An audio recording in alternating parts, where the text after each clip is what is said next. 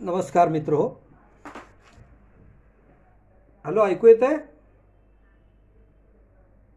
Hello. इथं तुला कोण रिप्लाय नाही देणार, फक्त एक वन वे.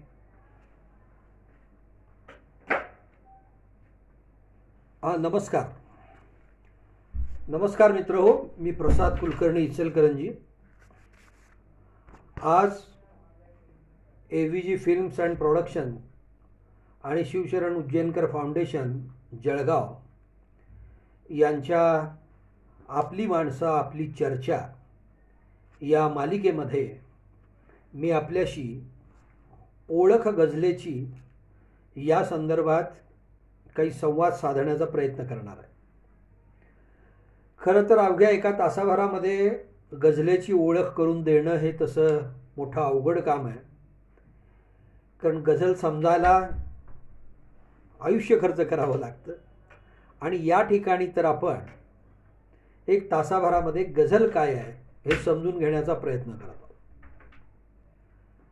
आज आपण ज्या काळातून जात आहोत, ज्या कालखंडातून जात आहोत, खास करून गेले 6-7 महिने, गेले 7-7.5 महिने भारतामध्ये कोरोनानं एक प्रकारचं थैमान घातलेलं आहे. लॉकडाऊन त्याच्यासाठी केलेला त्याला उद्या परवा दिवशी 6 महिने पूर्ण होत आहेत. सगळीकडं अलगीकरण आणि विलगीकरण ह्याची चर्चा सुरू आहे, अनुभव सुरू आहेत. आणि या सगळ्या काळामध्ये माणूस माणसापासून दूर जातोय की काय अशी शक्यता निर्माण व्हायला लागलेली आहे. आणि अशा परिस्थितीमध्ये म्हणजे एकीकडं मानवतेचं मंगल रूप सुद्धा आपल्याला दिसतं, ज्यांना आपण कोरोना योद्धा असं म्हणतो. ते प्रशासनापासून, पोलीस प्रशासनापासून डॉक्टर्सपर्यंत ही सगळी मंडळी ह्याला म्हणजे हे जे काही संकट आलेलं आहे मानव जातीसमोरचं, त्याच्यातून सावरण्यासाठी मदत करताना आपल्याला दिसतंय. आणि दुसरीकडं माणूस माणसापासून लांब जाताना सुद्धा आपल्याला दिसतोय. एखाद्याला कोरोना झालेला आहे किंवा होऊन गेलेला आहे म्हटलं तरी माणसातलीकडे ओळखी दाखवेना, हे समाज जीवनातलं वास्तव आहे. आणि मग अशा काळामध्ये ज्यावेळी माणूस माणसापासून अलग होतोय आणि चर्चाच अलगीकरण आणि विलगीकरण, क्वारंटाईन याची सगळी चर्चा सुरू आहे, अशा परिस्थितीमध्ये माणसाचा म्हणजे आपल्या सगळ्यांचा एक प्रकारचा हवालदिलपणा हा वाढलेला आहे. आणि अशा परिस्थितीमध्ये माणसाला कोण जवळ आणू शकत असेल तर जसं माणसाला माणूसच जवळ आणू शकतो त्याच पद्धतीनं माणसाला कला जवळ आणू शकते. मग ती कोणतीही कला असेल, काव्य असेल, म्हणजे कविता असेल, गायन असेल, नाट्य असेल, चित्रकला असेल, या ज्या सगळ्या कला आहेत त्या माणसाला मानवता शिकवणाऱ्या कला आहेत. त्याच्या आपत्तीतून त्याला बाहेर काढणाऱ्या कला आहेत. त्याचं दुःख त्याला विसरायला लावणाऱ्या कला आहेत. त्याच्या अंतरंगामध्ये प्रेमाची, ममत्वाची प्रस्थापना करणाऱ्या कला आहेत. आणि म्हणून आज आपण गझलेची ओळख करून घेत असताना मला सुरुवातीलाच आपल्याला हे सांगायला अतिशय नम्रपणानं सांगतो, कारण गेल्या या प्रांतामध्ये मी गेली 30-35 वर्ष काही पांढऱ्यावर काळं करण्याचा प्रयत्न करतोय. आणि माझी अशी खात्री आहे की गझल हा एक कलापूर्ण असा उद्गार आहे, जो उद्गार आपल्याला या सगळ्या आजच्या समकालीन संकटांपासून तोंड देण्यासाठी एक प्रेरणा निश्चितपणानं देऊ शकतो. आणि म्हणूनच गझलेची ओळख म्हणून मला एक मुद्दाम ज्याला आपण टॅगलाईन म्हणू किंवा एका ओळीत सांगायचं झालं तर मला असं सांगता येईल की बंधनं असून सुद्धा बंधमुक्त आणि हळुवारपणा जपत असून सुद्धा प्रहार करण्याची क्षमता ही गझलेची खरी ओळख आहे. आणि मग हे बंधनं असूनही बंधमुक्त असणं किंवा हळुवारपण जोपासत असून सुद्धा प्रहार करण्याची क्षमता असणं, हे जे काय आहे हे गझलेची खरी ओळख आहे. आणि मग ती ओळख अधिकाधिक आपण विकसित पुढच्या तासाभरामध्ये करणार आहोत. माझ्याच एका गझलेमध्ये मी लिहिलेलं होतं, एक शेर लिहिलेला होता, मी जगण्याचा गंध मनाशी पकडत होतो. मी जगण्याचा गंध मनाशी पकडत होतो, त्याचा दरवळ गझलेमधूनही वाटत होतो. आता हे जे काय आहे म्हणजे स्वतःला आलेले अनुभव, परकाया प्रवेश, कवीची किंवा गझलेची गझलकाराच्याकडे ही ताकद असली पाहिजे की दुसऱ्याचं दुःख सगळ्याच गोष्टी काय कुठलाच माणूस सगळी सुख भोगू शकत नसतो, कुठली दुःखही भोगू शकत नसतो. परकाया प्रवेश, त्याच्या मनात काय आहे हे समजणं, एखाद्या बातमीवरून सुद्धा त्या माणसाची काय हालत झाली असेल, त्या स्त्रीची काय हालत झाली असेल, किंवा तिला आनंद झाला असेल किंवा दुःख झालं असेल, ही परकाया प्रवेशाची ताकद ही गझलकाराकडे मुख्य असली पाहिजे. म्हणजे दोनच ओळीत जे काय आपण नंतर त्याचं व्याकरण बघणार आहे, पण गझलकाराकडं मी जगण्याचा गंध मनाशी पकडत होतो, त्याचा दरवळ गझलेमधूनही वाटत होतो. आता गंध हा चांगला असेल तर चांगलं होणार. गंध सगळ्याच प्रकारचे असतात, काही गंध नकोसे असणारे सुद्धा असतात, कुबट असतात, पण ती सुद्धा तुमच्या गझलेचा भाग झाला पाहिजे. कारण समाज जीवनातली कुठलीही गोष्ट तुम्ही टाळू शकत नाही, बरोबर. आणि म्हणून गझलेचा शोध घेत असताना, गझलेची ओळख करून घेत असताना मानवी जीवनातल्या ज्या स्वभावातल्या ज्या सर्व भावभावना आहेत, त्या सर्व भावभावना, ज्याला आपण 9 रस म्हणतो. एका शेरात मी असंही म्हटलेलं होतं, 9 रसांच्या आस्वादाने माझी भूकच नाही भागत. आता खरं तर कुठलंही काव्य किंवा कुठलंही लेखन 9 रसाच्या बाहेर जाऊ शकत नाही, पण गझलकाराचं हेच वैशिष्ट्य असतं, तो जे काही नाही आहे ते सुद्धा आणण्याचा काहीतरी प्रयत्न करत असतो. म्हणून मी म्हटलेलं होतं की 9 रसांच्या आस्वादाने माझी भूकच नाही भागत, मीच 10वा रस होतो अन गझलेमधूनही जातो मांडत.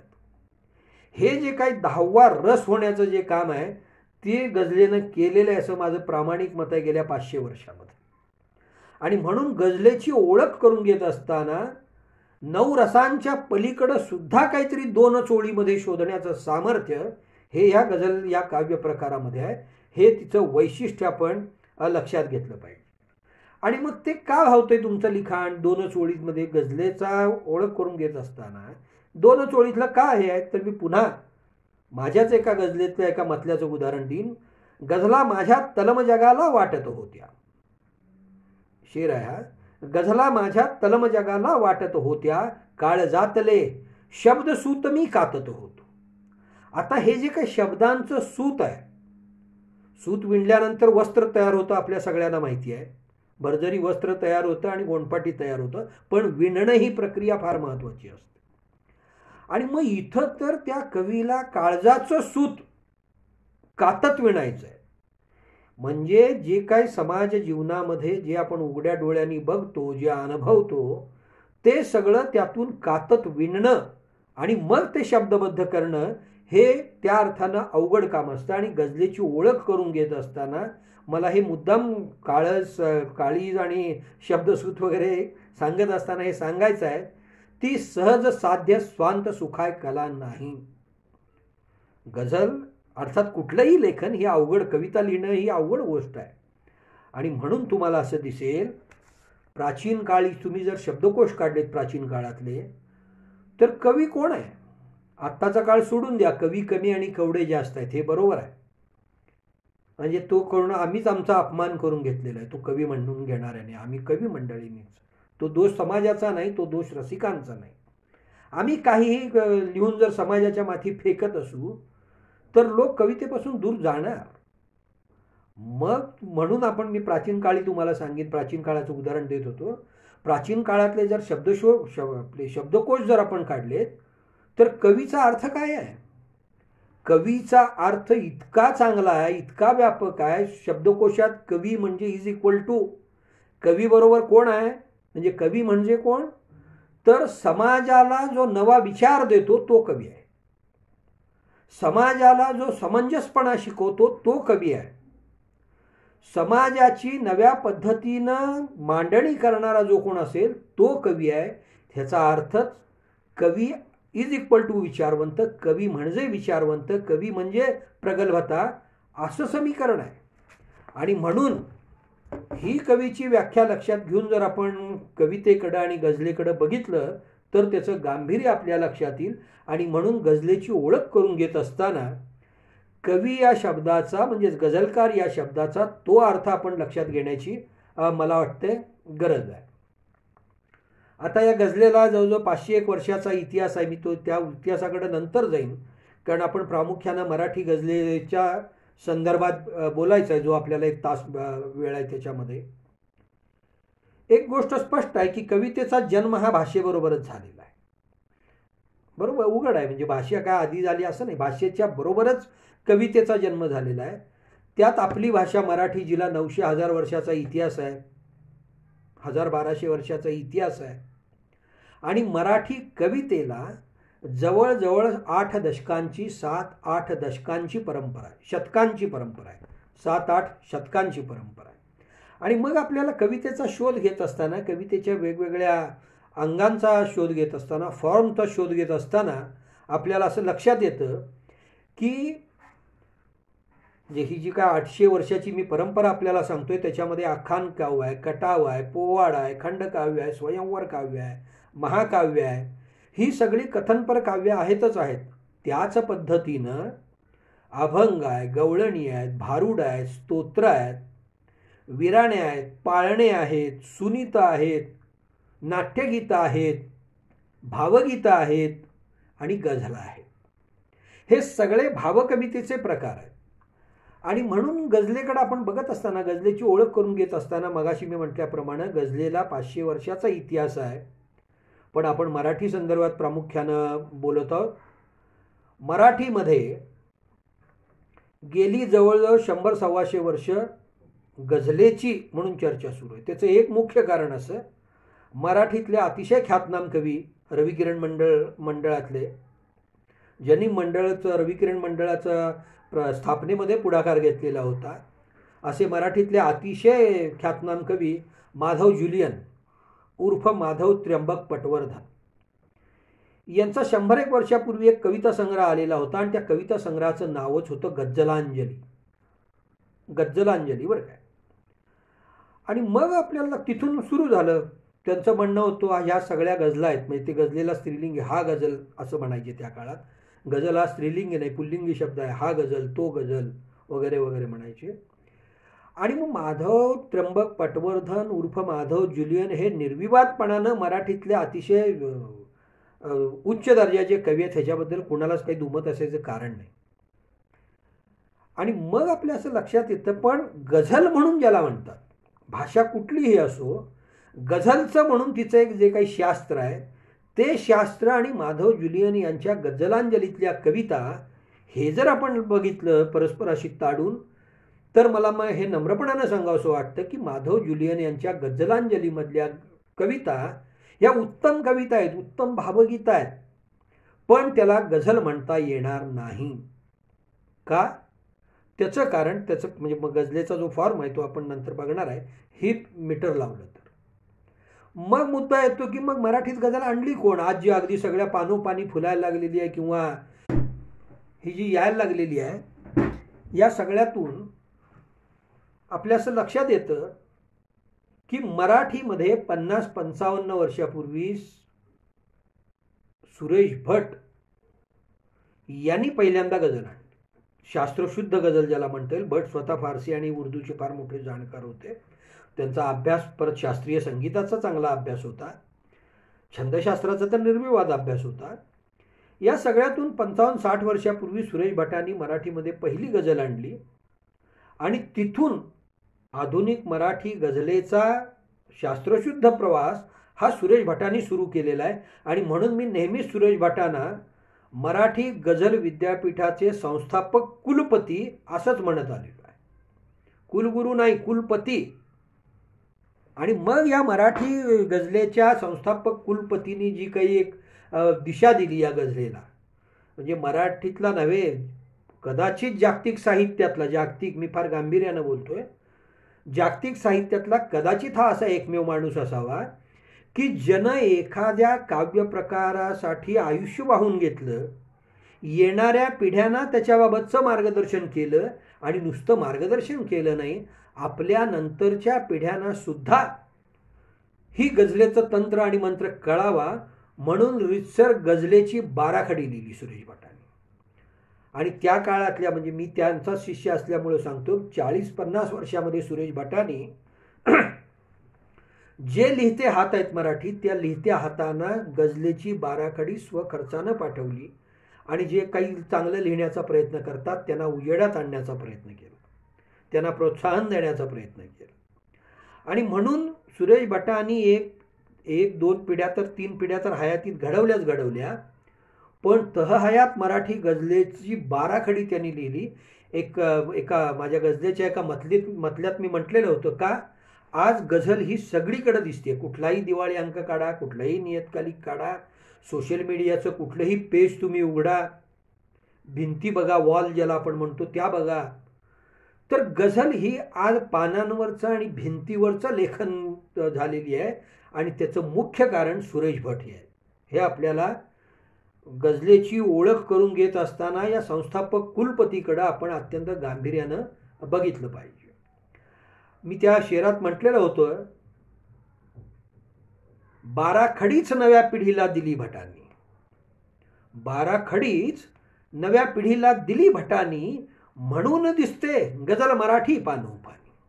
आज जी पानोपानी गझल मराठी दिसती आहे त्याचं सगळ्यात महत्त्वाचं कारण ही 12 खडी भटांनी गिरवून घेतली, घोकून घेतली या सगळ्यांच्याकडून, हे त्याचं कारण आहे. आणि भट जाऊनसुद्धा आता बरीच वर्ष झाली, 15-17 वर्ष झाली. त्यानंतर सुद्धा भटांची 12 खडी हे आजसुद्धा मराठी गझल लेखनातली पहिली हे आहे आणि अंतिम सुद्धा आहे. म्हणजे त्याच्यात त्यांनी काही शिल्लकच ठेवलेलं नाही आहे.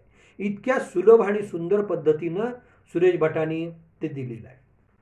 आता गझलेची ओळख करून घेत असताना तिची वैशिष्ट्य काय, आपण बघितलं गझलेचा प्रवास काय, गझलेचे दृष्टिकोन काय असतात, गझल आणली कुणी, हे सगळं बघितलं, भटांनी आणली. आता गझलेची वैशिष्ट्य काय असतात, एक स्पष्ट आहे, मगाशीच मी सांगितलं, गझल हे काहीतरी वेगळं, काहीतरी जगावेगळं आहे असं नाही. गझल ही कविता आहे, कवितेचाच एक प्रकार आहे, पण काही बंधनं असलेला प्रकार आहे. म्हणून आपण, आणि काव्य प्रकार आहे तो एक. काय आहे त्याची वैशिष्ट्य काय आहे, तर सगळ्यात पहिलं वैशिष्ट्य म्हणजे कमीत कमी शब्दामध्ये जास्तीत जास्त आशय मांडणारा हा कवितेचा प्रकार आहे. बघा, कमीत कमी एखादा शेर आपल्या काळजात घुसतो, म्हणजे का घुसतो, तो 2च ओळीत असतो. अगदी त्याला काय म्हणायचं आहे कवीला, ती भावना आपल्या काळजात घुसते. बरोबर आहे की नाही, शब्द बंबाळचा तिथं कुठेही नाही आहे. आणि म्हणून कमीत कमी शब्दात गागर में सागर भरना ज्याला आपण म्हणतो, गागर में सागर, तसं ते एका घागरीत सागर घालावा अशा पद्धतीनं कमीत कमी शब्दामध्ये जास्तीत जास्त आशय मांडणारा गझल हा प्रकार आहे.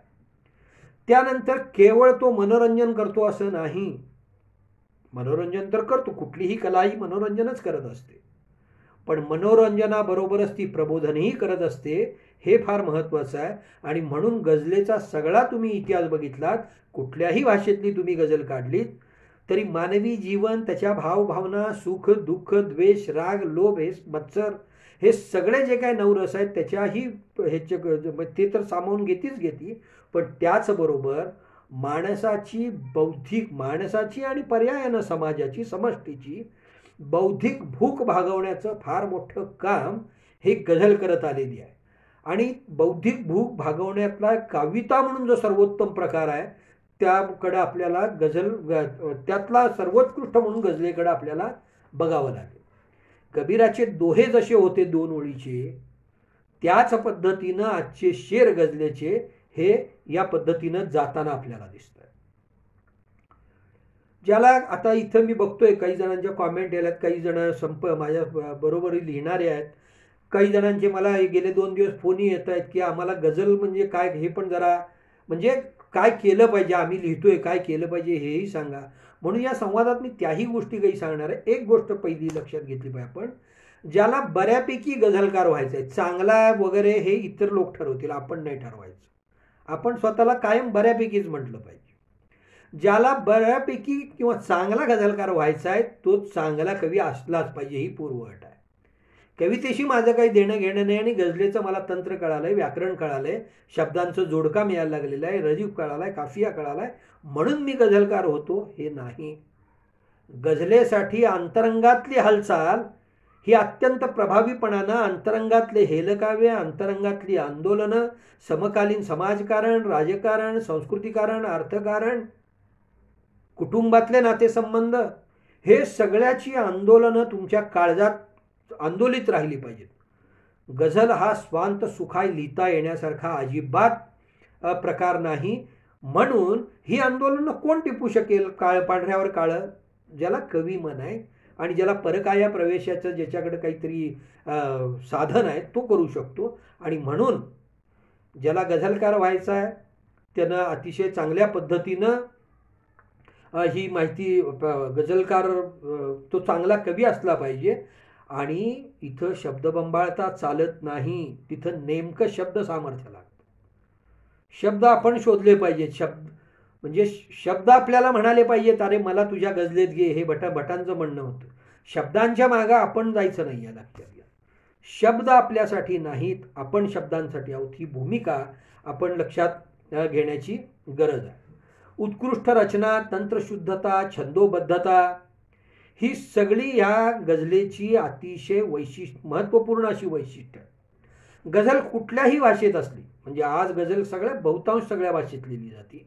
मराठीत लिहिली जाती, पंजाबीत लिहिली जाती, कन्नडमध्ये कानडीमध्ये लिहिली जाती, तमिळमध्ये लिहिली जाती. भाषा कोणतीही असो, पण गझलेला तिचं वृत्त, वजन, मीटर, छंद, रदीफ, काफिया हे सोडता येत नाही. ही बंधनं पाळावीच लागतात, भाषा कुठलीही असो. आणि म्हणून आपण गझलेचं हे ओळख करून घेत असताना ही छंदोबद्धता हे गझलेचं एक महत्त्वाचं वैशिष्ट्य आहे, हे आपण लक्षात घेतलं पाहिजे. आता गझलेवर जे आक्षेप, म्हणजे गझलेची ओळख करून देत असताना तिच्यावर आक्षेप काय हे सुद्धा लक्षात घेतलं पाहिजे. एक आक्षेप असा आहे की जो पहिल्यापासून काही मंडळींनी केलेला आहे, आणि तो त्याने मी सांगेन कोण केलेला आहे. तो नावं नाही, ही वृत्ती आहे. भटांच्या हयातीत ते झालं आणि आजही आमच्यावर काही आमच्यासारखी जी लिहिणारी गझलकार आहेत त्यांच्यावर टीका करताना हे शब्द वापरले जातात. भटांचा भटारखाना या शब्दात हिणवलंही जातं. पण एक गोष्ट स्पष्ट आहे की छंदोबद्धता ही मराठी किंवा कुठल्याही भाषेतलं गझलेचं व्यवच्छेदक लक्षण आहे. आणि काही जणांचं म्हणणं असं आहे, हे काय छंदाचं वृत्ताचं बंधन आहे, हे कृत्रिम काव्य होतंय. मग ह्याच्यात ज्याला उत्स्फूर्तता कुठं आली? तर बंधून उत्स्फूर्तता काहीतरी वेगळं आहे आणि छंदोबद्धता ही वेगळी गोष्ट आहे असं आपल्याला करता येणार नाही. मराठी संत काव्य, पंत काव्य हे जर तुम्ही सगळं काढलं तर ते छंदोबद्ध आहे. आपल्याला लहानपणी सगळी जी आज सुद्धा रामदासांच्या मनाच्या श्लोकापासून तुकारामांच्या अभंगापर्यंत सगळं पाठ का होतं? ते छंद आहे म्हणून पाठ होतं, ते वृत्तबद्ध आहे म्हणून पाठ होतं. पहिलीला अजून नीट आपल्याला बोलता येत नसतं त्या काळातही मना सज्जना भक्ती पंथेची जावे, तरी श्रीहरी पाविजे तो स्वभावे, हे काय आपल्याला पाठ होत होतं? ते पाठ होतं त्याचं कारण ते काव्य म्हणून चांगलंच आहे, ह्याच्याबद्दल दुमत असायचं कारण नाही. पण ते बोलत असताना, म्हणत असताना एक वृत्त आपल्याला, भुजंग प्रयात नावाचं वृत्त आहे. रनाना रनाना रनाना रनाना मना सज्जना भक्ती पंथेची जावे, रनाना रनाना रनाना रनाना, ही छंदोबद्धता आहे. मग मुद्दा असा येतो, जर छंदोबद्धता ही जर कृत्रिम आपण म्हणत असू तर गेल्या 700 वर्षाचं सगळं संत काव्य आपण कृत्रिम म्हणणार आहे काय? अजिबात नाही म्हणणार. कारण ते अस्सल काव्य आहे. आपल्याला आपल्या कविता पाठ नसतात, कागद घेऊन वाचाव्या लागतात. पण ज्ञानेश्वरांच्या ओव्या आणि तुकारामांचे अभंग पाठ असतात. का? ते काव्य म्हणून अस्सल आहे, ते छंदोबद्ध आहे, हे आपण लक्षात घेतलं पाहिजे. म्हणून गझलेची ओळख करून घेत असताना छंदोबद्धता, वृत्तबद्धता, रदीफ, काफिया म्हणजे काय ते आपण बघणार आहे नंतर, ही तिची वैशिष्ट्य आपण लक्षात घेतली पाहिजे. एक महत्त्वाचं विधान करतो मी, जे ह्याच्या आधी मी अखिल भारतीय मराठी गझल संमेलनात केलेलं होतं. गझलेला म्हणजे डोळ्यांना जशी भाषा असती तसं गझलेला व्याकरण असतं, लक्षात घेतलं पाहिजे आपण. डोळ्यांची भाषा आपल्याला माहिती आहे, त्याच पद्धतीनं गझलेला व्याकरण असतं. ते व्याकरण म्हणजे आतापर्यंत मी जे काही बोललो सगळं, रदीफ, काफियापासून वृत्त, वजना वगैरे वगैरेपर्यंत. त्याचबरोबर गझलेचं आणि एक वैशिष्ट्य असं आहे, प्रत्येक शेर म्हणजे ज्याला द्विपदी आपण म्हणू, 2 ओळीचा असतो तो शेर, तो प्रत्येक शेर ही स्वतंत्र कविता असते. आणि असे किमान 5 शेर एकत्र आल्यानंतर एक गझल तयार होती. त्याला रदीफ, काफिया वगैरे ती सगळी बंधनं आहेतच आहेत. म्हणजे एक किमान 5 शेराची गझल लिहिणं, याचा दुसरा अर्थ असा आहे 5 कवितांचं एकत्रीकरण करणं. म्हणजे लक्षात घ्या, गझल लिहायला एक कविता लिहिली, 5 छोट्या कविता लिहू शकतो आपण, पण नाही. गझलेसाठी किमान तुमच्या 5 कविता एकत्र याव्या लागतात. आणि मग काही काही गझला तर 8, 10, 15, 20 शेरांच्या सुद्धा असतात. अलीकडे तर कोणतरी 50 शेराची कविता लिहिली आहे. ह्याचा अर्थ 50-50 कविता एकत्र आणण्याची ताकद गझलेत आहे. किमान सरासरी ॲव्हरेज काढलं तर 7-8 शेरांच्या गझला या सर्रास लिहिल्या जातात. 9-10 शेरांच्या सुद्धा भरपूर लिहिल्या जातात. म्हणजे 5 ते 10 कविता एकत्र आणल्यानंतर एक गझल तयार होत असते. म्हणजे गझलेचं बांधकाम हे सोपं आहे काय त्या अर्थानं? अजिबात नाही. म्हणून ती सहज साध्य गोष्ट नाही, स्वांत सुखाय गोष्ट नाही, हे मी मुद्दाम आपल्याला सांगितलं. यमक अंत्ययमक वृत्ताचं बंधन हे कृत्रिमतेचं नाही, परिपूर्णतेचं लक्षण आहे. बांधकाम आहे ते, शिल्प आहे ते, बरोबर. म्हणून या अंगानं सुद्धा आपण बघितलं पाहिजे. गझल हा शब्द मगाशी मी म्हटलं माधवरावांच्या काळामध्ये, जुलियनांच्या काळामध्ये तो गझल, अगदी विंदा करंदीकरांनी सुद्धा तो गझल हा शब्द वापरलेला आहे, साठीचा गझल वगैरे वगैरे. तर गझल हा शब्द स्त्रीलिंगी आहे हे आपण लक्षात घेतलं पाहिजे. तो अजिबात पुल्लिंगी काहीच, त्याला गझलेची जी नजाकत आहे ती स्त्रीलिंगाला शोभते, तो गझल होऊ शकत नाही. आणि मूळ अरबी जो गझल शब्द आहे तो स्त्रीलिंगीच आहे, लक्षात घेतलं. आणि तो फारसी ती स्त्रीलिंगीच आहे.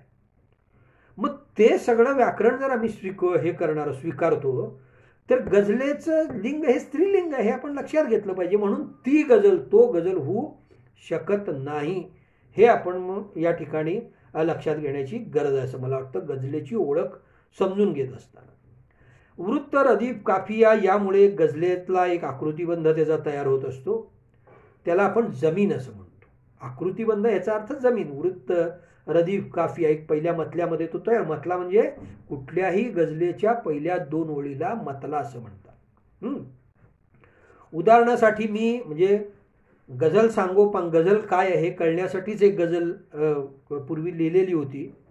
काही गझलेच्या कार्यशाळेत मी मुद्दाम ती उदाहरणादाखल मीही वापरतो आणि माझे काही सहकारी सुद्धा ती गझल वापरतात गझल समजून देण्यासाठी. त्याच्यातले 2-4 शेर मी मुद्दाम आपल्याला सांगेन काय आहे. म्हणजे गझलेची ओळख करून घेत असताना त्या गझलेचा आकृतिबंध म्हणजे काय असतो त्याचा मतला असा आहे. गझलेचं नावच घर गझलेचं असं. जमीन आपण बघितली मगाशी, जमिनीवर घर उभं करायचं. मग काय करायचं? घर गझलेचे बांधायाला आधी जमीन तू शोधावी. गझलेचं घर जे बांधायचं आहे त्याला जमीन म्हणजे वृत्त शोध, कुठल्या वृत्तात लिहायचं आहे. घर गझलेचे बांधायाला जमीन आधी तू शोधावी, सुरुवातीला साधी सोपी साधी वृत्ते हाताळावी. हे वृत्तबद्ध लेखन आहे. उगाच सुरुवातीलाच कुठली तरी अवघड आणि अनवट वृत्त घेण्यापेक्षा जी सोपी वृत्त आहेत आपल्याला आपल्या लेखनाला वाटतात ती सोपी वृत्त हाताळण्याचा प्रयत्न करावा आणि त्याच्यावर गझलेचं घर बांधण्याचा प्रयत्न करावा. गझलेच्या घराचं बांधकाम हे नेहमीच सुधारावं लागतं म्हणून तर इस्लाह करतात, हे लक्षात घ्या. मी आता हे लिहिलं हे अंतिम सत्य हे सुरेश भटांनी सुद्धा म्हटलेलं नव्हतं आणि गालिबनीही म्हटलेलं नव्हतं. म्हणून आपल्या गझलेचं सुधारणा आपणच करायची असती. गुरु शिष्य परंपरेमध्ये इस्लाह करत होते गुरु, पण आता गुरुही त्या ताकदीचे राहिलेत की नाही ही शंका घ्यावी अशी परिस्थिती आहे. कारण एक वेगळं वातावरण ह्याच्यामध्ये गझलेमध्ये तयार झालेलं आहे. दुसऱ्या शहरात मी म्हटलं, पहिला शहर आपण बघितला, घर गझलेचे सांगाय बांधायाला जमीन आधी तू शोधावी, सुरुवातीला साधी सोपी काही वृत्ते हाताळावी. सांगायाला आपल्या हाती केवळ 2च ओळी असती. बघा मगाशी मी म्हटलं 2 ओळीत काय सांगायचं आहे ते. सांगायाला आपल्या हाती केवळ 2च ओळी असती, असे शिरावे काळ जात की शेर उपाधी सार्थ ठरावी. काळजात जर शिरायचं असेल तर वाघासारखं शेर, ज्याला आपण हिंदीत शेर म्हणतात, तसं ते घुसलं पाहिजे. वाघ बघितल्यावर एकदम कसं चरकल्यासारखं हे होतंय की नाही, भले तो पिंजऱ्यात असला तरी. म्हणून आपल्याकडे 2च ओळी आहेत. काळजात जर शिरायचं असेल शेर, तर शेर उपाधी जर सार्थ ठरवायची असेल तर त्या 2 ओळीची ताकद आपली आपण ओळखली पाहिजे. अशा पद्धतीनं त्याचं लेखन केलं पाहिजे. पुढं म्हणतं, वेगवेगळी आशय घनता मुशायऱ्याला रंगवते पण, वेगवेगळी आशय घनता मुशायऱ्याला रंगवते पण, गझले मधली गझली यतही रसिक जनांना स्पष्ट दिसावी.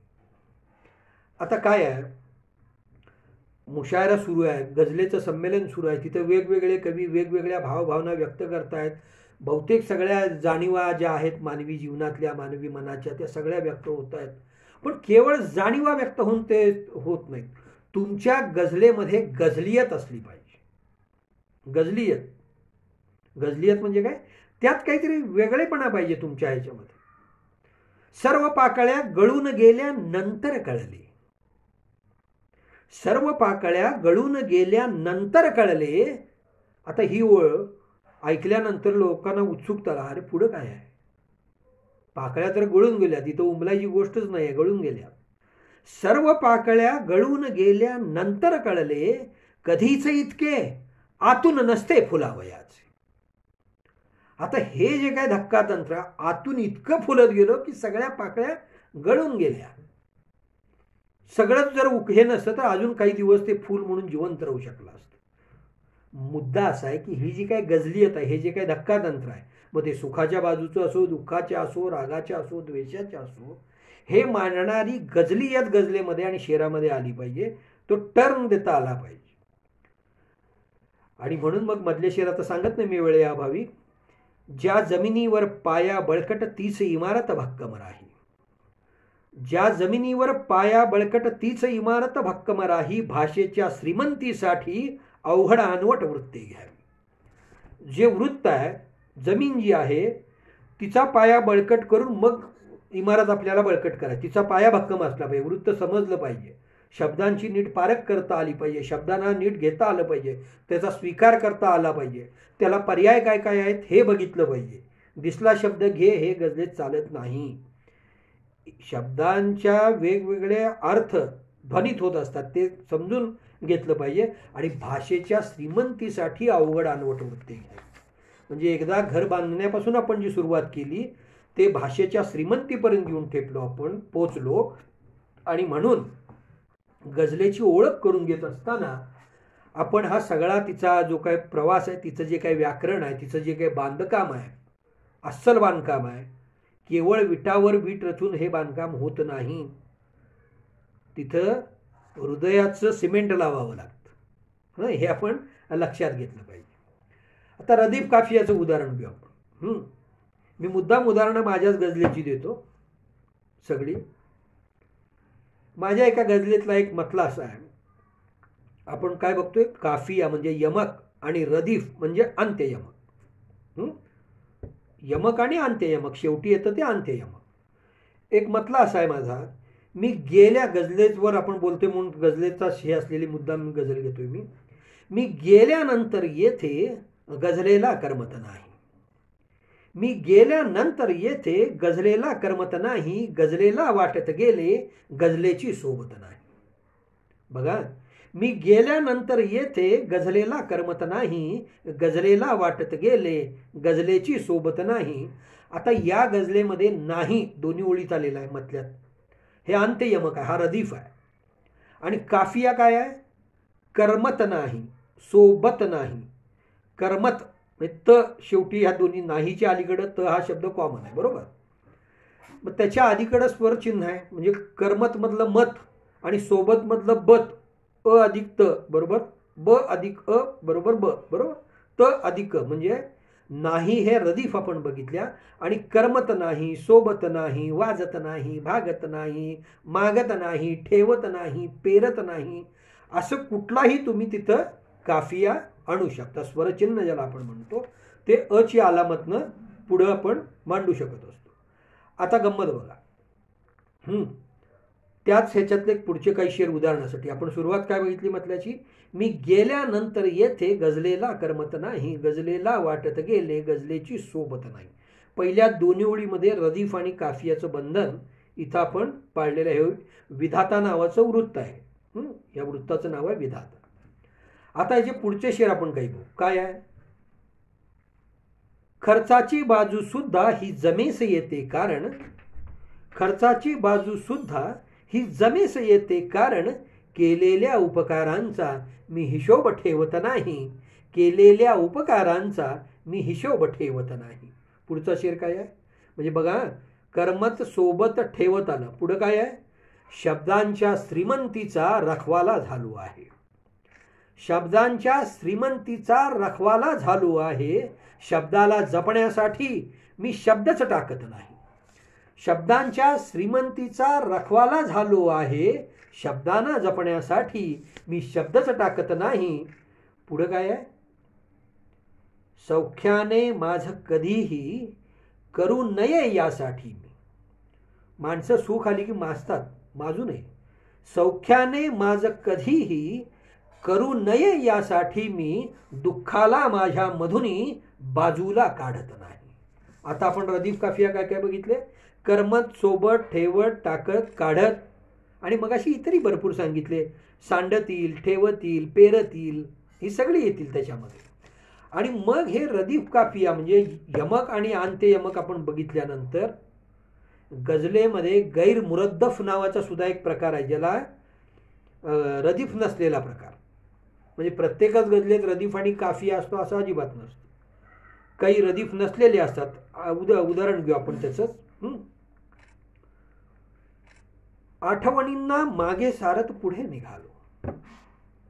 आठवणींना मागे सारत पुढे निघालो. पिछा पूर्वत मागे आल्या त्यांचा झालो. आठवणींना मागे सारत पुढे निघालो. पिछा पूर्वत मागे आल्या त्यांचा झालो. आता बघा, यामध्ये अंत्ययमक नाही आहे. मगाशी जसं आपण नाही नाही बघितलं तर प्रत्येक मधल्या ज्या 2 ओळीत आणि नंतरच्या प्रत्येक शेरामध्ये, तसं इथं नाही आहे.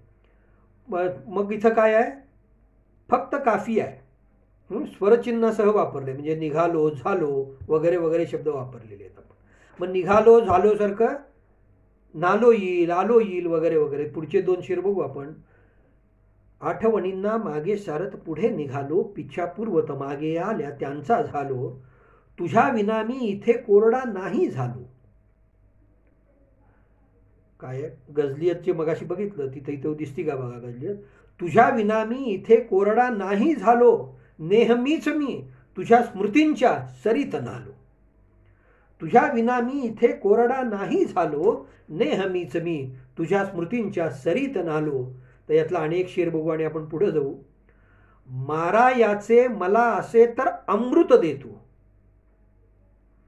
मारा याचे मला असे तर अमृत देतू. मी जहराला जन्मोजन्मी पचविता आलो. ही जी काय गझलियत आहे किंवा हे जे काय गझलेचं वेगळेपण आहे, ते वेगळेपण जपणं ही गझलेची गझल जपत आलेली आहे. ही गझलेची खरी ओळख आहे. सुरेश भटांनी 12 खडी लिहिली, ही तुम्हाला मी सांगितली, ती सगळी उपलब्ध आहे सगळीकडे. त्यांच्या कविता एल्गार वगैरे जे संग्रह आहेत सगळे भटांचे, रूपगंधापासून एल्गारपर्यंतच्या, त्याच्यामध्ये ती दिलेली आहे. आणि मग या सगळ्या ह्याच्यामध्ये समजून घेत असताना आता जवळजवळ अर्धा तास होऊन गेलेला आहे. मी उत्तरार्धाकडे येतो, कारण गझल हा विषय तासाभरात होणारा नाही आहे, मी सुरुवातीलाच म्हटलं, म्हणून काही उड्या मारणं भाग आहे इथं. तर एक गोष्ट अशी आहे की मराठीमध्ये शेकडो वृत्त आहेत. शेकडो, शब्दशः शेकडो वृत्त आहेत. कदाचित असंही आहे किंवा म्हटलंही जातं, आणि त्यात ते आपण जे बोलतो ना ते वृत्तबद्धच असतं, फक्त आपल्याला त्याचं नाव माहिती नाही आहे. ते कुठल्या वृत्तात आपण बोलालोय, आपलं भाषण कुठल्या वृत्तात आहे, हे आपल्या वाक्य कुठल्या वृत्तात आहे हे आपल्याला माहिती आहे, पण ते वृत्तच आहे हे आपण लक्षात घेतलं पाहिजे. अक्षर गणवृत्त आहेत, मात्रा गणवृत्त आहेत, हे सगळं आहे.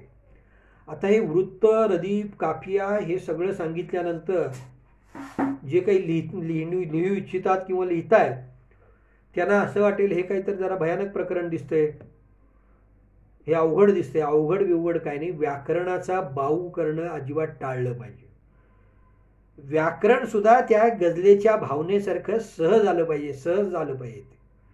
टला ट तुम्ही जर जोडकाम करत बसलात तर ते अडतंय, पण उत्स्फूर्तपणानं काही करायला गेलात तर मला वाटतं व्याकरणाचा बाऊ करण्याची गरज नाही. पण काय, पण व्याकरणाचा अभ्यास मात्र केला पाहिजे. वृत्त म्हणजे काय, त्या वृत्ताचे हे काय आहेत, मात्रा कशा आहेत, हे सगळं नीट समजून घेतलं पाहिजे.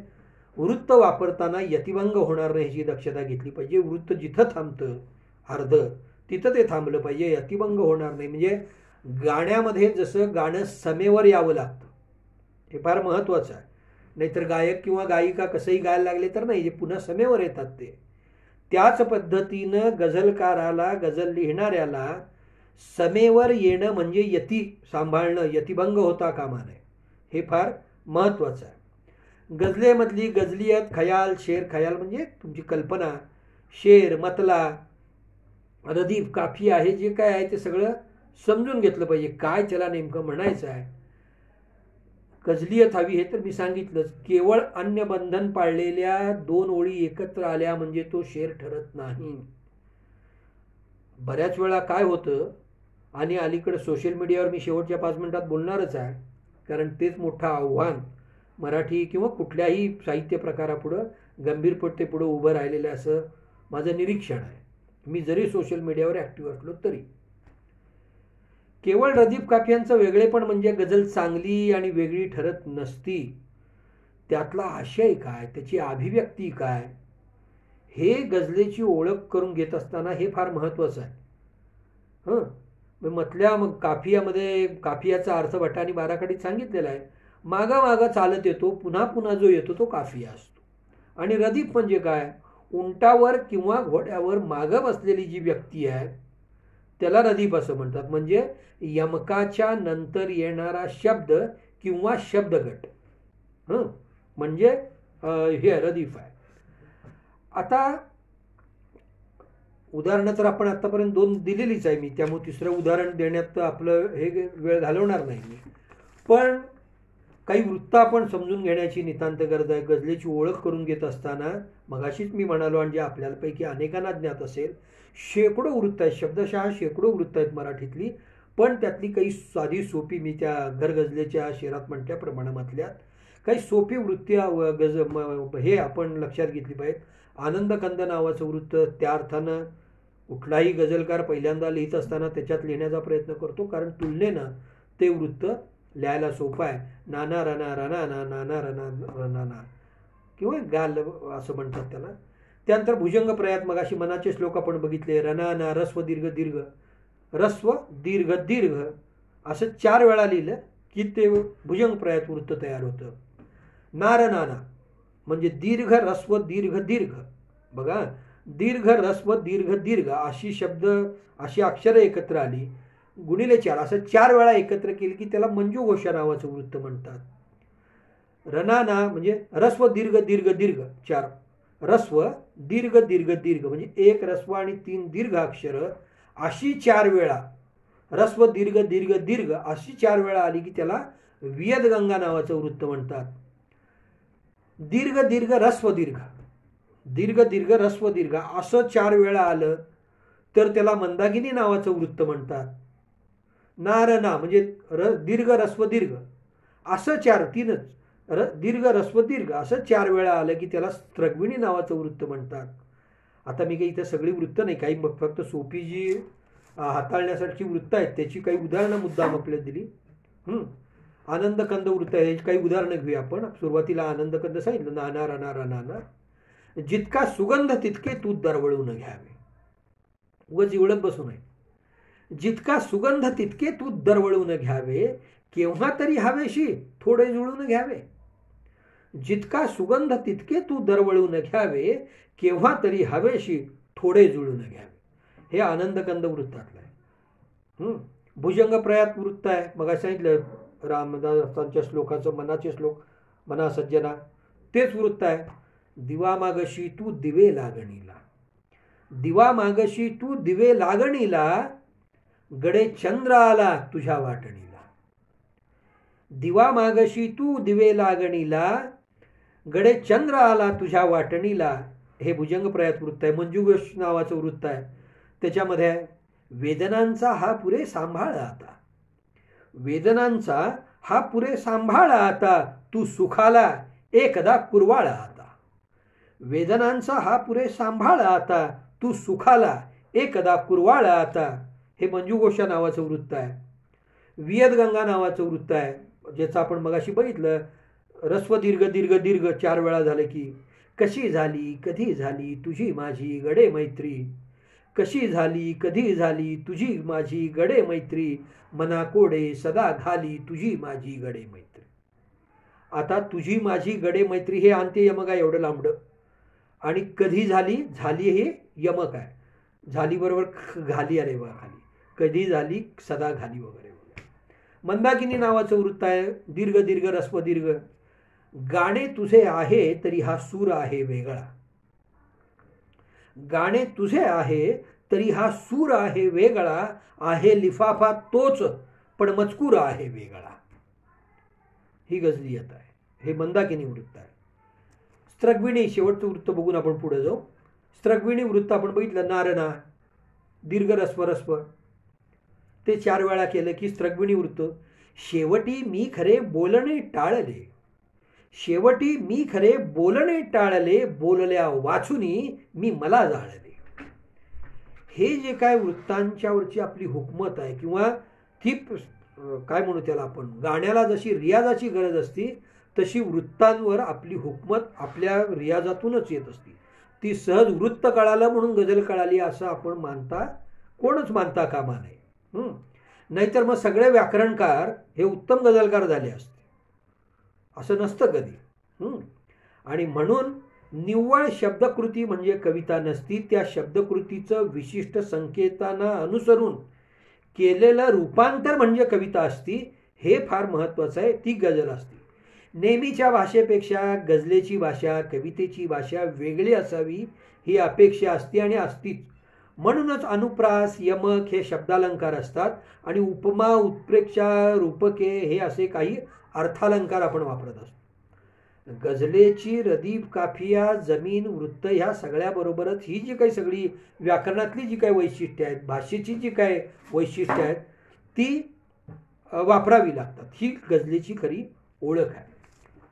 आता मगाशी मी सुरुवातीला सोडून दिलेला विषय मुद्दाम परत 5-2 मिनिटांमध्ये आपल्यासमोर मी सांगेन की 500 वर्षाचा इतिहास असलेली ही गझल आली कशी. फारसीतून उर्दूत आली, उर्दूतून हिंदीत आली, नंतर ती वेगवेगळ्या सगळ्या भाषांनी गेली. पूर्वी बादशाही होती, आता आपण लोकशाहीमध्ये वावरतो. हुकुमशाहीचं सावट आहे तो भाग वेगळा, पण लोकशाहीमध्ये वावरत असताना साम्राज्यशाही ह्या सगळ्या शाया उद्ध्वस्त करून त्यांना घालवून देऊन जनतेनं इथं लोकशाही व्यवस्था प्रस्थापित केलेली आहे. पण ज्या काळामध्ये ही सगळी राजेशाही होती, बादशाही होती, त्या काळामध्ये एक दरबारी कवी नावाचं प्रकरण असायचं, आपल्या सगळ्यांना माहिती आहे. आणि ते त्यांचं काम काय असायचं तर त्या बादशहाची स्तुती करणारं कविता लिहिणं. आमचा बादशाह किती थोर आहे, आमचा राजा, आमचा सम्राट किती भारी आहे, किती लोकांना चांगलं त्यामुळं हे मिळते वगैरे वगैरे, स्तुतीपर काव्य करणं हे त्याचं हे होतं. आणि अशातनं काही वेळा ती मंडळी काही स्वतंत्र लिहायची, त्याचं स्तुतिगान सोडून अशी छोटी छोटी छोटी सगळी एकत्र त्यांच्या त्या काव्यपंक्ती एकत्र येऊन गझल जन्माला आलेली आहे. आवाका हा अर्थात एवढंच मी सांगतोय आता वेळेअभावी, पण या पद्धतीनं गझलेचा उगम झालेला आहे. सुरुवातीच्या अवस्थेमध्ये गझलेचा विषय हा प्रेम आणि विरह हाच होता, हे उघड आहे. आणि कुठलीही कविता ही अर्थातच प्रेम आणि विरहाभोवती जास्त फिरत असते. कारण कुसुमाग्रजांचं एक फार सुंदर हे आहे की प्रेम हा मानवी संस्कृतीचा सारांश आहे. मानवी संस्कृतीमध्ये प्रेम ही सर्वोच्च ही आहे आणि जिथं प्रेम आलं तिथं विरही आला, हे आपण लक्षात घेतलं पाहिजे. म्हणून कुठलीही साहित्य कृती प्रेमातून आणि विरहापासून आपल्याला बाजूला काढता येत नाही. पण ह्याचा अर्थ केवळ ती त्यातच अडकून पडते असं नाही. आज गझल ही, मराठी गझल ही सगळा विषय, सगळे समाजातले विषय, राजकारणापासून अर्थकारणापर्यंतचे सगळे विषय अतिशय ताकदीनं मांडताना आपल्याला दिसतील. वेदना आणि संवेदनातूनच कवितेची निर्मिती होत असती, गझला जन्मत येत असतात. मी त्या प्रस्तावनेमध्ये एकदा लिहिलेलं होतं, अपूर्णतेमध्येच नवनिर्मितीची बीजं असतात. अंकुरणं हे सहज सोपं नसतं, त्यासाठी बीजाला आतून तडकावं लागतं. हे जे काय आतून तडकण्याची जी प्रक्रिया आहे, ती प्रक्रिया तुमच्या गझलेची ओळख, तुमच्या शेरांची ओळख करून देत असती. आणि म्हणून गझलेची ओळख समजून घेत असताना हे तिचं सगळं शास्त्र समजून घेतलं पाहिजे. आणखी एक महत्त्वाचं विधान मला या ठिकाणी करायचं आहे, विधान म्हणण्यापेक्षा गझलेचं वैशिष्ट्य सांगायचं आहे, ते म्हणजे कविता उलगडत असती, गझल उलगडत नाही कधी, हे लक्षात घेतलं पाहिजे आपण. कविता 10 ओळीची असू शकते, 20 ओळीची असू शकते, 100 ओळीची असू शकते. माझं चित्कलायन नावाचा दीर्घ कविता आहे, 100 पानाची एकच कविता आहे. महाकाव्यसुद्धा असू शकते 500-500 पानाचं, मुद्दा तो येत नाही, ते उलगडत जातं. पण ते कविता ही उलगडत जाती, गझल उलगडत नसते. जे काही तुम्हाला सांगायचे ते त्या 2 ओळीत, नंतरच्या 2 ओळी संपूर्णतः भिन्न असतात, असू शकतात. त्यामुळं ती उलगडावी लागत नाही. आणि म्हणून गझलेची ओळख करून घेत असताना गझलेनं लोकप्रियता वाढवलेली आहे, गझलेनं हृदयप्रियता वाढवलेली आहे, गझलेनं कर्णप्रियता वाढवलेली आहे. आणि चौथा शब्द मी नंतर सांगेन, कारण ह्या चारही मी एकदा 10-15 वर्षापूर्वी बोललेलो होतो. लोकप्रियता वाढली हे निश्चित आहे. आज या AVG फिल्म्स अँड प्रोडक्शन संस्थेला, उज्जैनकर फाउंडेशनला गझलेची ओळख करून द्याविषयी हा भाषणाचा विषय ठेवा असं वाटणं, ह्याचा अर्थ गझलेची लोकप्रियता वाढायला लागलेली आहे. आणि सोशल मीडिया आपण उघडला तर आपल्याला गझलेची लोकप्रियता वाढते हे दिसतं. गझलेची पुस्तकं खपताना आपल्याला दिसतात, वाचक त्याला मिळतो. गझलेची हृदयप्रियता वाढताना आपल्याला दिसते. म्हणजे गाणं ऐकत असताना गझला ऐकाव्याशा वाटणं ह्याचं प्रमाण वाढतंय. सगळ्या जगजित सिंगपासून हरिहरनपर्यंत असेल किंवा सगळेच गुलाम अलीपासून रफी साहेबांपर्यंत या सगळ्यांच्या गझला ऐकणं, फरीदा खानूमपासून सगळे का तर ते 2 ओळीतनं जे काही गाऊन सांगतात ते काळजाला भिडतं. शब्द तर भिडतातच, पण त्या आवाजातून ती गझल अधिक हृदयाला भिडती. म्हणून गझलेची हृदयप्रियताही वाढायला लागलेली आहे. पर्यायानं कर्णप्रियता, कानालाही छान वाटायला लागलेलं आहे. आणि या तिन्ही बरोबरच माझं स्वतःचं असं मत आहे, गझलेनं नयनप्रियता सुद्धा वाढते. तुम्ही म्हणाल ही काय भानगड नयनाचा आणि गझलेचा? नाही, गझल ही वृत्तबद्ध असल्यामुळं ती तुम्हाला छाप्याच्या स्वरूपात सुद्धा, छापल्यानंतर सुद्धा चौकोनी किंवा आयताकृतीच दिसते. ती मुक्त छंदातल्या कवितेसारखी कशीही अशी दिसत नाही. त्यामुळं गझल छाप्यात सुद्धा ठसून दिसती. आणि म्हणूनच गझलेनं लोकप्रियता, हृदयप्रियता, कर्णप्रियता आणि नयनप्रियता वाढवलेली आहे, असं माझं ठाम मत आहे. आता आपण जरा शेवटच्या 5-10 मिनिटामध्ये, शेवटच्या ह्याच्यामध्ये आपण येऊया. हे सगळं वाढत असताना गेल्या 10-15 वर्षामध्ये, खास करून गेल्या 5-7 वर्षामध्ये समाज माध्यमांचा विस्फोट झालेला, नुसता स्फोट नाही झाला, विस्फोट झालेला आहे. आणि ही समाज माध्यमं मारक की पूरक गझलेची ओळख करून घेत असताना ह्याचं विधान आपण नाही करू, मी करणार नाही ते मारक का पूरक, हे ज्याचं त्यानं ठरवायचा विषय आहे. समाज माध्यमांमुळं, टाकल्यामुळं माझी गझल अधिक समृद्ध होते काय? म्हणजे काय नेमकं होतंय? मी घाई गडबड करतो काय? कारण गझल ही पहिला स्वतःत मुरावी लागती. गझल ही काही गोष्ट अशी नाही आहे की आला एखादा टक लगेच टाईप केला आणि टाकला मीडियावर आणि लगेच लाईक्स आणि ह्याचा हे मिळावा, असं अजिबात नाही आहे. गझल लोणच्यासारखी काळजात मुरत ठेवावी लागती कल्पना, आणि त्यातून ती आकार घेऊन कमीत कमी शब्दामध्ये. भट तर आम्हाला सांगायचे, तुम्हाला जे काही सुचतंय ते पहिला पॅराग्राफमध्ये लिहा, 10 ओळीत लिहा, त्यानंतर ते 8 ओळीत करा, मग 6 ओळीत करा, मग 4 ओळीत करा आणि मग 2 ओळीत आणण्याचा प्रयत्न करा. ही प्रक्रिया होती काय? ही प्रक्रिया होणं आपल्या लेखनातनं, ते आपण लक्षात घेतलं पाहिजे. बऱ्याच वेळा काय होतं, आपण रदीफ काफिया पक्के करतो, मीटर पक्क करतो, म्हणजे वृत्त पक्क करतो आणि मग गझल त्यात ठोकून बसवण्याचा प्रयत्न करतो. नाही, इतकी सोपी नाही. म्हणून तर ते मी म्हटलं ना, आपल्याला आपल्या कविता कागद धरून वाचाव्या लागतात. आणि तुकारामाचे किंवा भटांचे सगळे संग्रह अख्खे पाठ असतात आपल्याला. का? ती उत्तम कविता आहे म्हणून पाठ आहेत, लक्षात घ्या. आपलं पाठांतर चांगलं आहे म्हणून नाही, ती कविता म्हणून उत्तम आहे, हे आपण लक्षात घेतलं पाहिजे. आणि म्हणून हे जे काय सोशल मीडिया आहे तो पूरक की मारक, हे आपण ज्याचं त्यानं ठरवायचं आहे. हे आंतरजाल आहे, माणसांवर जाळं ते फेकायला लागलेलं आहे, पण माणुसकीचं अंतर वाढायला लागलेलं आहे. हेही आपण याचं भान ठेवलं पाहिजे. म्हणजे आपण फेसबुकला अनेक वेळा बघतो, फेसबुकला 5000 मित्र आहेत आणि गल्लीत कोण ओळखत नाही. ह्याचं कारण काय? ह्याचं कारण हेच आहे की एक प्रकारचा ज्याला आपण आभास निर्माण केलेला आहे, त्या आभासातनं आपण ते पूरक ठरते की मारक ठरते, तो आभास आहे, भास आहे की वास्तव आहे, हे आपण ज्याचं त्यांनी समजून घेण्याची हे आहे. आणि मित्र हो, म्हणजे तुकारामांच्या नंतर इतक्या ताकदीचा संत कवी झाला नाही असं म्हटलं जातं, तसं आज सुद्धा मराठी गझलेचे हे वास्तव आहे. सुरेश भटांनी इतकं उत्तम ताकदीचं लिहून ठेवलेलं आहे की त्याच्यापुढं आम्ही काय लिहिणार. फार म्हणजे भट 100% असतील तर आपण 0.1% सुद्धा कुणी नाही. काही जण दावा करत असतील तर मला कोणी म्हणायचं नाही कोणाला, प्रतिभट असतील सुद्धा. मी कधी मानत नाही स्वतःला, पण एकूणच सामाजिक सुमारीकरणाचा काळ, राजकारणापासून अर्थकारणाच्या सुमारीकरणाचा काळ ज्यावेळी वाढत जातो त्यावेळी जे लिहिते हात आहेत त्यांची जबाबदारी अधिक वाढती, कलावंतांची जबाबदारी अधिक वाढती, गायकांची जबाबदारी अधिक वाढती, चित्रकारांची जबाबदारी अधिक वाढती, त्याच पद्धतीनं गझलकारांची जबाबदारी सुद्धा अधिक वाढती. म्हणून समकालीन प्रश्नावर भिडून काही आपण लिहिणार की नाही, गझलेला ती ओळख आहे गझलेची खरी ओळख. लोक हे माहिती आहे तुम्हाला शेर प्रसिद्ध बशीर बद्रचा, लोग टूट जाते हैं एक घर बनाने में.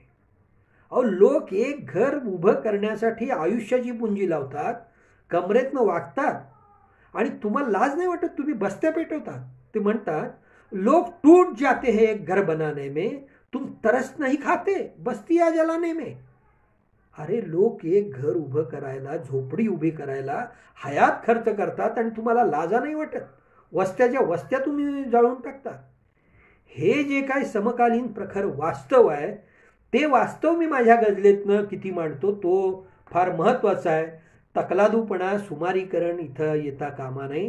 गझलेची ती खरी आयडेंटिटी नाही. मी सुरुवातीलाच एक वाक्य जाणीवपूर्वक वापरलेलं होतं की बंधनं असून सुद्धा बंधमुक्त आणि हळुवारपणा जपत असून सुद्धा कठोर अशा पद्धतीनं प्रहार करण्याची क्षमता ही गझलेकडे आहे. ही गझलेची खरी ओळख आहे. आणि म्हणून लाईक आणि कॉमेंटच्या नादात वाहवत न जाणं फार चांगलं. समाज माध्यमांनी मायावी आणि आभासी अशा स्वरूपाचं एक विश्व निर्माण केलेलं आहे, त्यापासून आपण सावध राहिलं पाहिजे.